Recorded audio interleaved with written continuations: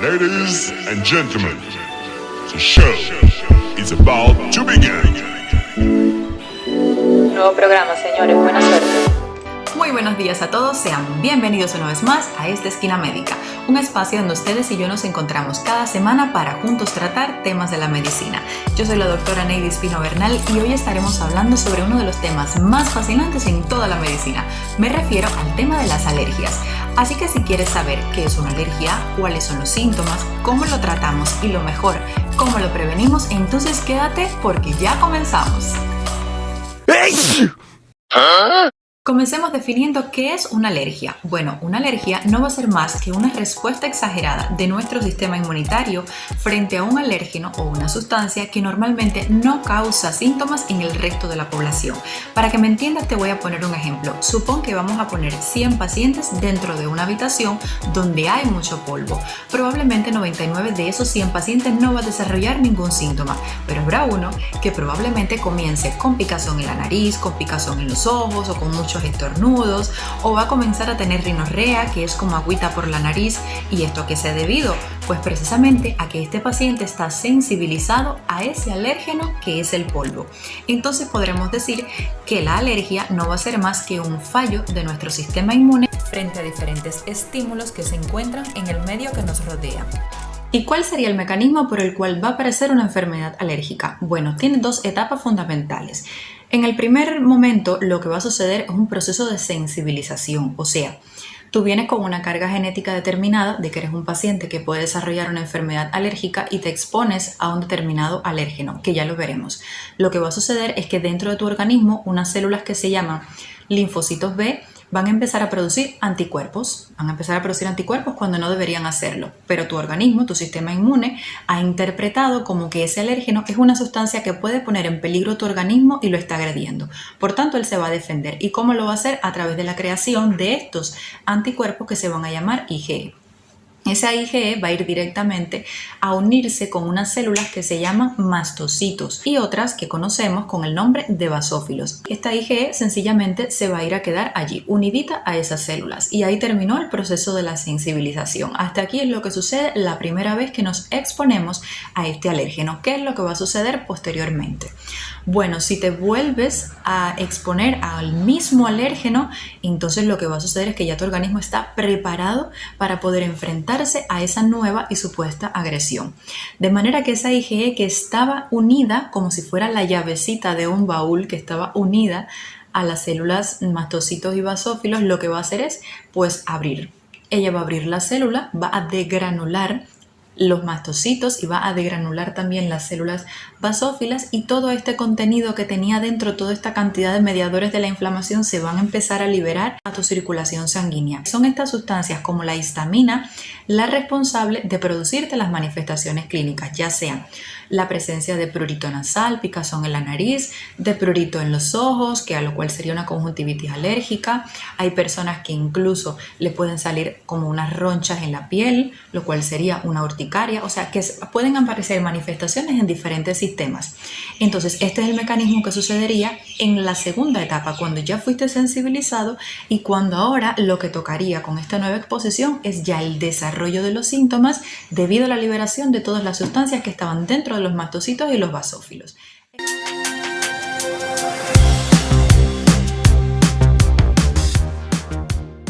¿Nacemos alérgicos o desarrollamos la enfermedad? Mira, un poco de ambos.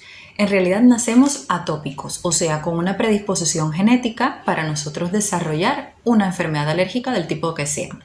¿Cómo funciona esto? Bueno, si ambos padres son alérgicos, la probabilidad de que el niño salga alérgico sería de 70%. Si uno de los padres es alérgico, pues la probabilidad disminuye hasta un 40-50%. Y si ninguno de los progenitores es un paciente alérgico, pues la probabilidad de que ese bebé en el futuro desarrolle alergia cuando se exponga a los diferentes alérgenos baja hasta el 5-10%.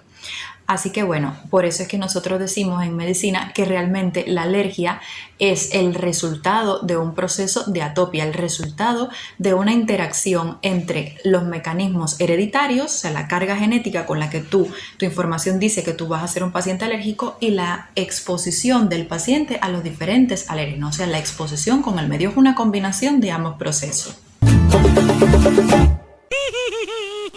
Seguro te estarás preguntando cuáles son esos alérgenos capaces de producirte una reacción alérgica. Mira, los alérgenos los vamos a dividir en 3 familias fundamentales. De esta manera tenemos los alérgenos inhalantes, o sea, los que vamos a obtener a partir de la inhalación, o también se le llama neumoalérgenos. Tenemos aquellos que adquirimos por contacto y tenemos aquellos que adquirimos por la inoculación o por la ingestión. Estas son, según la puerta de entrada de ese alérgeno a nuestro organismo, son las 3 familias de alérgenos que vamos a tener. Yo me quedo boba. Comenzamos con los aeroalérgenos, que son los primeros, los por inhalación. Bueno, aquí estarían sobre todo el polvo, que ya sabemos que es muy frecuente porque polvo hay en todas partes. Estarían los ácaros, que también van muy relacionados con el polvo. Existen 2 fundamentalmente que debes conocer, el Dermatophagoides strontium y el Farinae. Ellos se van a encontrar sobre todo en los lugares donde haya polvo y además en los colchones, específicamente en ese borde de los colchones. ¿Por qué ahí? Porque cuando nuestra piel se descama, para regenerarse, para renovarse, todas estas escamas que nosotros no vemos van a ir directamente a acumularse en estas áreas y ellos, para sobrevivir, son dependientes de estas escamas, de los pelos, de las uñas, por eso es que ellos se van a encontrar sobre todo allí. Además, como alérgenos de interior también podemos considerar las cucarachas, los pelos y, muy importante, los animales domésticos.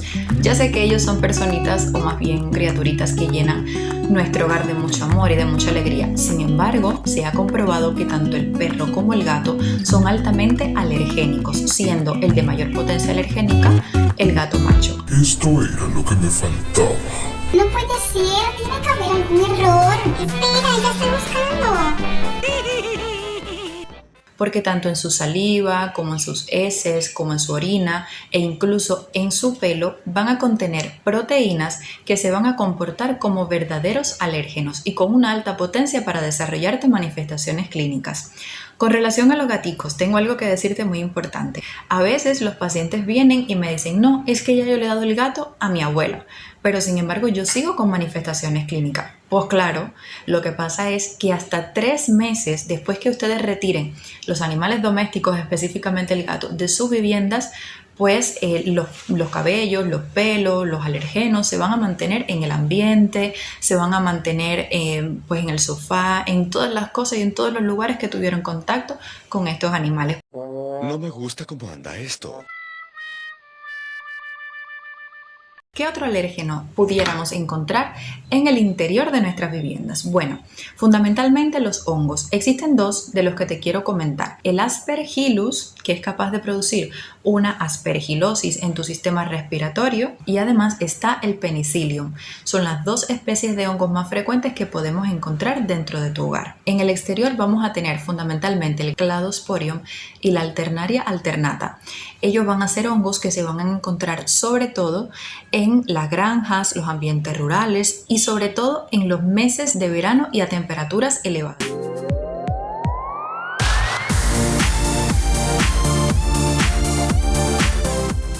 La segunda familia de alérgenos le llamamos contactantes. Afectan a más del 10% de la población y sobre todo en mujeres. Déjame decirte que tienen una gran potencia como generadores de enfermedades profesionales. Y es que cuando la piel de las mujeres que trabajan en el sector de la salud, por ejemplo, están en contacto con alérgenos como el látex que viene en los guantes, pueden aparecer reacciones tanto inmediatas a los pocos minutos de tener el contacto, como también reacciones tardías, o sea, incluso días después. El contacto con la piel de estos agentes puede provocar la aparición de una reacción local a nivel de la piel, a la cual le vamos a llamar jabón. Es una lesión que va a ser sobrelevada, va a tener unos bordes irregulares y va a tener como nosotros le llamamos eritema, o sea, es como un enrojecimiento perilesional alrededor de la lesión y va a ser por característica muy pruriginosa. Si las manifestaciones clínicas suceden días después del contacto con el látex o con cualquier otro de los alérgenos que sean de tipo contactantes, entonces le vamos a llamar dermatitis por contacto o eczema por contacto, como también se le conoce, y es una reacción de hipersensibilidad tipo 4.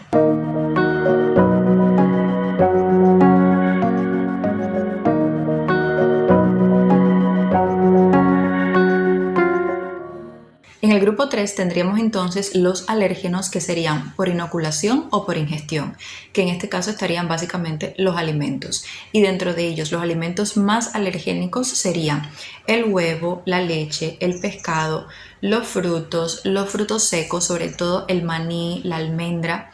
Por lo general son los alimentos que van a inducir manifestaciones clínicas del tipo una rinitis alérgica, una urticaria o incluso pueden producir un shock anafiláctico, que sería, digamos, la expresión más grave de un proceso alérgico de manera aguda. Además está el caso del anisakis, que es un parásito que va a infectar a ciertos pescados de mar y llegan al organismo una vez que tú preparas el pescado y te lo comes. Entonces, ¿qué otro elemento o qué otro alérgeno puede producirme una reacción alérgica? Bueno, definitivamente los medicamentos, y dentro de ellos las penicilinas. Dentro de ellos estaría también las quinolonas, que es donde está la ciprofloxacina, el levofloxacino. Estarían también los analgésicos, el ibuprofeno, analgésicos y antiinflamatorios. Ahí estaría el ibuprofeno, el diclofenaco, el naproxeno. Ya hablando en términos de inoculación, estaría sobre todo el veneno de himenópteros. Los himenópteros es una familia a la cual pertenecen las abejas y las avispas, que ya sabemos que ellos en su aguijón tienen una sustancia que tiene un alto, pero muy alto, poder alergénico y que es responsable de muchísimas urticarias agudas en los pacientes que vemos todos los días en las consultas. Por inoculación tenemos también algunos medicamentos, sobre todo los anestésicos, pero para ello existen unas pruebas que se deben hacer. Si ya sabemos que tienes un antecedente de alergia o un antecedente de atopia, se hacen unas pruebas que son la intradermorreacción para comprobar si tú eres, antes de ponerte ese anestésico o antes de ponerte ese antibiótico u otro medicamento, pues si estás sensibilizado a ese tipo. Y en el caso de que esta prueba dé positiva, pues entonces lo que debemos hacer es evitar el contacto, que al final es el tratamiento más efectivo de cualquier paciente alérgico. Por hoy ya hemos terminado. Si deseas conocer cuáles son las enfermedades alérgicas más frecuentes, su tratamiento y aún mejor, qué podemos hacer para prevenirlas, te invitamos desde esta esquina médica a ver la segunda parte de este capítulo sobre las alergias. ¡Te esperamos! Mastocitos y otras que se llaman basófalos. Basófalos. Las células basófalos, pues son células de los búfalos. Ay, Dios mío. No había grabado, no lo puedo creer, no había grabado. Ok, bueno, empezamos otra vez. Comencemos el programa definiendo qué es una alergia.